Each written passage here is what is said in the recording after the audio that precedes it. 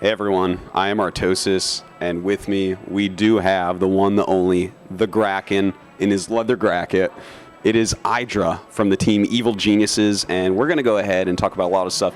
Mainly, though, GSL. Let's start off with early on this season, the first season of Code S. You had the most exciting group that we have ever seen. Jinro was in it, and Snare was in it, and Czech was in it. Why don't you tell us a little bit about that group and how that went? Well, honestly, I didn't expect to do really well. The map pool was about as bad as it could get, given that me and Czech both vetoed Delta and Steps. So it's like I got Jungle Basin twice. I could have had Lost Temple. It had Xel'Naga, I think, but Xel'Naga's not actually that good because of the natural setup. And then 2 Terrans. So it's like, I really didn't like the maps at all. And Jinro beat me. Jungle Basin is perfect for his style. He plays defensive, macro, and it's just like if you take the third base, you can control the map so easily and never be exposed or vulnerable or anything. So, yeah, that map, it went about as I expected versus him. He won. Then I got Ensnare on Xel'Naga, which, while not great, was the best CVT map in the group, so I was okay with that. He did a Reactor Hellion rush. I recognized it because it was like the gas before barracks, really, really fast Reactor Hellion. So I just put down a Roach Horn right away. I knew the build, I'd experienced it before. Defended it easily. And then I figured he would do that Tank Marine follow-up just because that's really popular among OGS players. Like, Top does it every single TVZ. So I had a good read on him. I countered it. That put me in a big lead for the macro game, and I just kind of closed it out really, really slowly because it's easy to defend on Xel'Naga. And then the last game, I was actually all because of Rhett. Like, I played Rhett, I don't know, like 50 or 60 CVZs over the 3 nights before his match for Cezanne, and Jungle Basin was one of the maps for that. So it's just we developed that build, like the Drone Scout fast expansion. If you know your opponent has a penchant for banelings, and I know Czech does, that's great, because just the Roaches defend everything. You always end up in an economic advantage. The only thing that's kind of iffy verse is Speedlight and Expand builds, but I figured Czech would go banelings, and he did. He ended up canceling it, so I had a big advantage there, and my macro's better than his anyway, so it was easy to close out. Now, it seemed like the first match was actually going to be more important than it turned out to be. It seemed like, you were going to go ahead and face these other pretty strong opponents in some kind of volatile matchups after the loss to Jinro. Did you ever think that you wouldn't actually make it through after that loss against Jinro? Oh, sure. Like I said, I wasn't very confident going in to begin with. Then losing the first map, that obviously doesn't help. But it didn't really, rock me mentally or anything, because, like I said, Jungle Basin's a really, really good map for him. I knew I was going to play him on it, so I had to prepare for it, and the preparation didn't go well.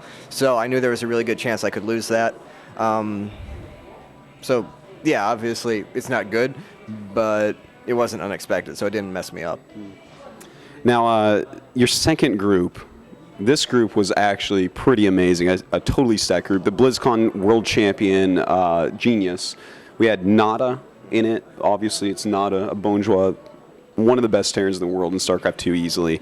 And, of course, Clyde, the greatest StarCraft 2 player ever to have existed. No, all jokes aside, Clyde is actually a very good Terran. Tell us a little bit about this group and wow at the result. Yeah, again, I didn't really expect to make it through. I don't know, it's just I haven't been playing very well. I don't think Zerg is any good at all right now. I'd been losing every game I played in practice. I was actually practicing less than I normally do, just because whenever I played, I'd get really frustrated, and I thought that was hurting my chances more than the lack of practice would. And so it's like, I just went in, play my games, be done with it. And then Clyde, I kind of figured he would do the Marauder Hellion all-in, or at least a Marauder Hellion rush, just because I always go Roaches on there in televised games, which was just kind of a coincidence, but it had always happened, and I was aware of it. So I knew that could happen. I saw his Hellions. I defended with Spine Crawlers. I got Mutas out just in time, kind of because I figured he was doing that rush, and just controlled the game with Mutas from there. His rush was really, really risky. If that kind of thing doesn't work out, it puts Zerg in a really good spot. So yeah, I was a little lucky there, but I read him well. Then the next game against Genius, I think Genius has some stage fright, honestly. He doesn't look like he plays as well on stage in big matches as he does in the ladder. He has some really questionable decision-making, really risky. In the first game when he lost to that random terrible player just because he did the same greedy build both games. So yeah, he scouted my expansion and immediately thought, okay, I can make a bunch of probes now. And then 6 Roaches waltz in and he has 1 cannon. So That was a funny game. I didn't expect to beat him at all, especially. So he gifted the game to me. It doesn't really mean that much. And then against Nada, I honestly I don't know. He could have. There's a possibility he threw the game. I think it would have made it easier for MC to like avoid a team kill and avoid playing each other, and allow MC to get himself versus Zerg, which would be good for him. So I don't really know if that was like intentionally lost or not, but he just kind of did an all-in, and my Baneling's got his SCVs, so he couldn't repair the Thors, and that's kind of the crux of the build. So once that's gone, it falls apart, and that's what happened. Now, obviously, you didn't expect to 3-0 this group, and probably didn't expect to actually even make it into the top 8. How did you really feel after that? And I mean, that's actually a really great accomplishment. It's the furthest you've gotten in the GSL thus far. Yeah, actually, barring season 3, every time I've gotten one round further, so maybe in 3 seasons. No, it was awesome. Like, there's nothing better than a win that you don't expect. Like, and it's been a while since I've had one of those. Usually, I expect to win, or it's a game against like MVP on terrible maps where I knew there was a good shot I'd lose. But here, I thought I'd lose, and then I won, and that's a lot more satisfying than anything else. So that was really great. All right, and then of course there was the fateful match against Jinro. I know that's still very fresh in your mind, and I won't really bug you about it right now. We'll try to get him later on that, but I do want to ask just one question. I'm sure everyone wants to know the answer, so I try to explain it a little bit to them, what I think it is. But the game on Metalopolis where you just left right away against Jinro, what was your thought process there? People, when I stream, I leave pretty quickly when I know I've lost too, and I get a lot of flack for that. It's not like not caring about the game or getting frustrated or anything about that. It's just really, really easy for Zerg to get it into an unwinnable situation. It's not a comeback race. You don't make things happen. If your macro is twice as good as your opponent, then yeah, you can have a comeback by just like cutting it perfectly and eking out more units than them just by being better. But Jinro's a solid player. He had a huge advantage.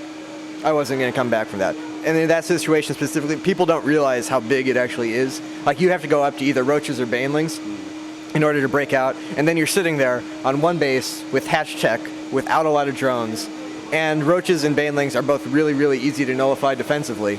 So it's like you've invested all of this into these now useless units, your economy is way behind, your tech is way behind, and on top of all that, it was close position to Metalopolis. It was an unwinnable situation. It wasn't worth it to play it out. All right, fair enough. Well, let's talk about who's left in the GSL. We have Nesty versus I'm MVP, and then Jinro against Marine King. What do you think about this Final Four? Who do you see moving on in both groups, and who do you think is going to take down this season? MVP is going to destroy it. I don't see him losing another game in the tournament unless Marine King gets lucky. I think Marine King will beat Jinro. I don't know. Jinro's early game is his weakness. Marine King's really aggressive. He comes up with really abusive builds. I think he'll win that, though Jinro's probably the more deserving player. MVP is going to 4-0, 3-0 or 4-0, whichever. He's going to destroy Nesty. Nesty's not bad. Nesty's actually very good, but Nesty's had a lucky run so far. No Zerg deserves to be in the round of 4 right now. It's just like Zerg shouldn't be winning. And Nesty finally got a good opponent, and he's going to get destroyed. He says he's going to get destroyed, and I think that kind of says it. Yeah, I don't disagree with you on that, but he is a grazer. Maybe he can make it. What about next season? No. What about next season in Code S? What do you see happening with yourself and with other Zergs as well? Well, we got 2 Zergs who people actually don't realize how bad. We have 2 Zergs who earned their way into the round of 16 this time, me and Nesty. We both had relatively easy groups. His only challenge was Maka, who played poorly that game. I got a group with Check-In and Snare earned his way into the Code S like early on and hasn't been performing as well since. Check is not a macro Zerg, and I got to play him in a macro game. Zenyo got through on CVZs and lost to the Terran in his group. It's just like, yeah. And then I kept going, honestly, with lucky games. Like Genius built 1 cannon. I should have lost to him. Nada did that kind of funky all-in. Clyde did his build, and I read it, but it wasn't really an example of balance. Nesty has actually had the easiest path I have ever seen. Like, not to take anything away from him. He's a really good player, but he got Polt Prime, who's nothing special, Maka, who played poorly, and that was both on Blistering, which is a pretty decent ZVT map. And then he got a ZVZ against Zenyo. She won. And then he got the game against Boxer, where he won it by 1 second. Like, if that barracks lands, Boxer wins. because he has some Marine timing where like your one hatch production gives you a weak point. The Marines come in, they kill you. There's nothing you can do about it. He said himself he didn't know how he would have won if he hadn't gotten in.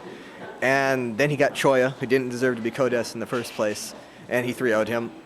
And now he's going to get destroyed by MVP. It's like Zerg is only winning by getting absolutely lucky right now. And it's just going to get worse because Protoss are now going to spend 2 weeks figuring out these new air builds. And air builds were already really good against Zerg, and they're about to get a ton better. So I could actually see 0 Zergs making the round of 16. I would not be surprised. Wow, that's a very strong statement there. Well, I think that's all the GSL stuff that we can go over right now. Thank you. I know that you're starting some new projects coming up here, or restarting some projects that you put on hold for a while. Why don't you tell us about that? Yep. Last GSL break, I started up a bunch of stuff, just like fill the time. Took them down for GSL. I'm starting them back up. I'm turning the streaming into kind of more of a production. I'm gonna schedule it probably a 2-hour block every day, starting at 2 p.m. KST, which is midnight Eastern Time, 9 p.m. Pacific. And I'm also going to start doing analysis in between games, games that are worthwhile. Like I get 6 pulled and I'm 15 hatched. I'm not going to talk about that. But if it's a real game, I'll give my thoughts on it, what happened, kind of my thought process. So yeah, just scheduled streaming with a little bit more content.